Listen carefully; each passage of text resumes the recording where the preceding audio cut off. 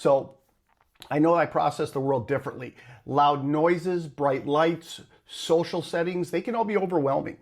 And if I hear somebody chewing a little bit louder than I think they should be, oh my gosh, for some reason that just drives me nuts. It just drives me bonkers. And I need to get out of there. I need to get away. I can't listen to that. And that's always been an issue for me. It's always had. Another thing, if I'm worked up over something, I owned a company where I dealt with the consumers, with the consumer every day. You know, I dealt with people a lot. And, you know, when you deal with the consumer and you're in that type of business, you're going to have bad customers sometimes. And I'd get a bad customer and get me worked up, and I would pace. I would pace excessively when I got worked up. That was one of my stems, was pacing excessively. About a year and a half ago, I started taking medication. No, it's been longer than that. About 3 years ago, I apologize. It was a year and a half ago I was diagnosed with being on the autism spectrum.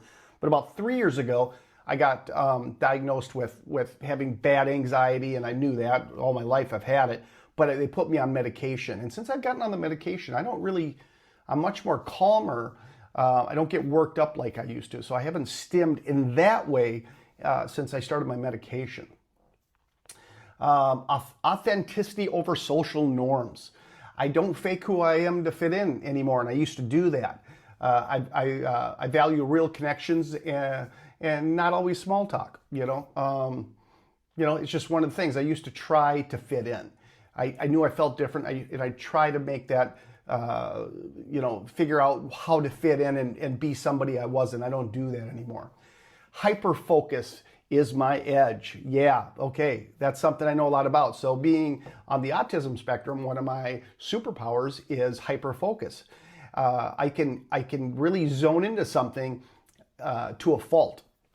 And where I say it's my superpower is when I was starting a business up, I was so afraid to fail that I dove into it, and I couldn't pull myself out of that. And I did that for years, and that's what made my business successful. So that hyper focus, hyper vigilant, just whatever you're focused on becomes part of you, I guess is what I'm trying to say. I was good at that, but to a fault, because you can't let things go. You can't put it aside. You can walk away from it, and all you're thinking about is getting back over there and finishing and doing what you were doing.